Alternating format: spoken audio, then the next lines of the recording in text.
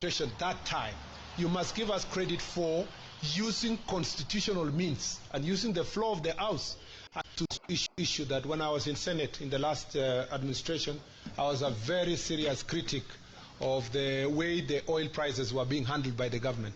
In fact, I see my clips are going around online because I was very firm that the government must do something. They cannot be just on standby. And I'll play for you what he said back then. The moment, which is the problem of fuel. The economy is struggling.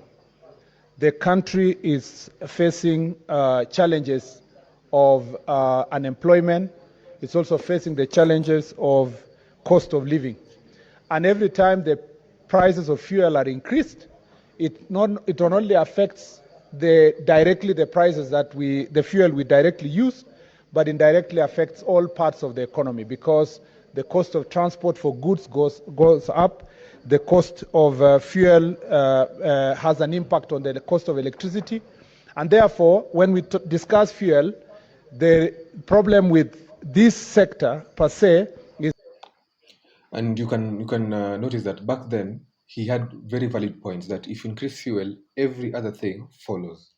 But now, he is part of the government that has increased fuel, and his idea for dealing with this is to come up with a propaganda that there is a community that's against them. Not that the economy, everyone is suffering, since increasing fuel increases every other thing. And I did it on the floor of the Senate. But you should give us credit that no life was lost during that time, during that agitation, that we never organized a protest. We never agitated for Matatu sector to stop transport. In fact, I dare say that the leaders of Matatu industry at that point in time never protested against the government. So the question you should be asking yourself, why did they feel that it was okay to understand President Uhuru Kenyatta, but when it is President William Ruto, they should go to the streets?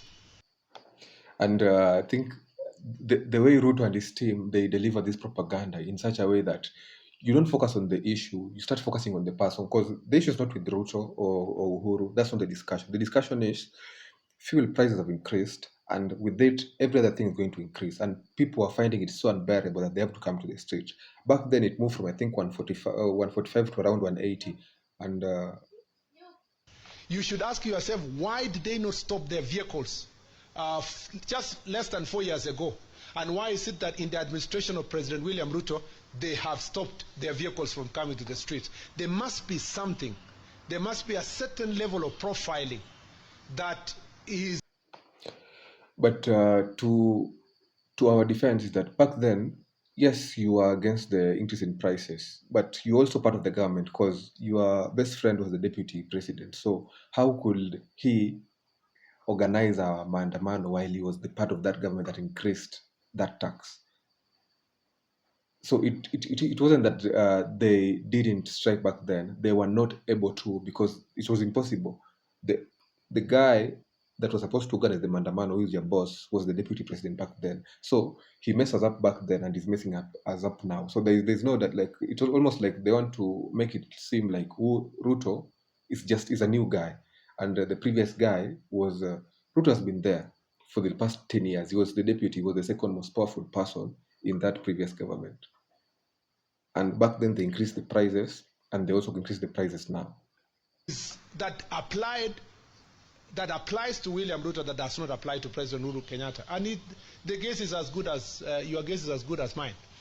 If you will give us credit for those who are opposed to the administration that time, you must give us credit for using constitutional means and using the floor of the House and giving alternative suggestions to how to handle the fuel crisis. We never organized one protest, no life was lost, no supermarket was looted, no person was targeted to be killed as a result of the higher fuel prices.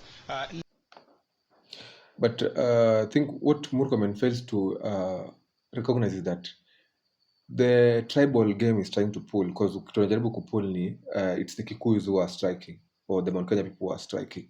And it's a false narrative because the entire country is angry at the fuel because it's so selective. If you increase fuel, everyone suffers because transport is increased for everyone, food is increased for everyone, the cost of living affects everyone, the rich, the poor, the middle class. So everyone is angry, whether it's in 2020 or whether it's in 2024. If you increase the cost of fuel, everyone becomes angry, regardless of tribe. Less than 5 years ago. So I am very proud of my record and the statements I made in the Senate just about 5 years ago. And I'm very proud of how President William Ruto handled his opposition to how government was running its affairs in the last 5 years. I wish current opposition would emulate him instead of organizing violence and so forth. And I am just asking. And I think the protest is almost like a tool of last resort because previously they had increased it. The Maandamanos weren't as bad, and he even managed to reduce the price. But now the prices are up, and we are seeing they are wasting funds. So what's the only other solution people have? People have to go to the streets for you to listen, and it's sad that people have died, and I think it's something that could have been avoided by just the president listening to people and recognizing that they can sacrifice the campaign mode. The billions they're using to campaign, they can use it to subsidize oil. But they are so selfish that they can't abandon their luxuries to satisfy our basic needs. So that's my time. I'm Sirawa Godwin. Peace out. Oh my God! I may not be your best, and I don't claim to be, but I'm the one you have. Son of soil, nikadili maombi. Son of soil, na mimi miki ya ngozi. Son of soil, nimeandikwa kwa ngozi.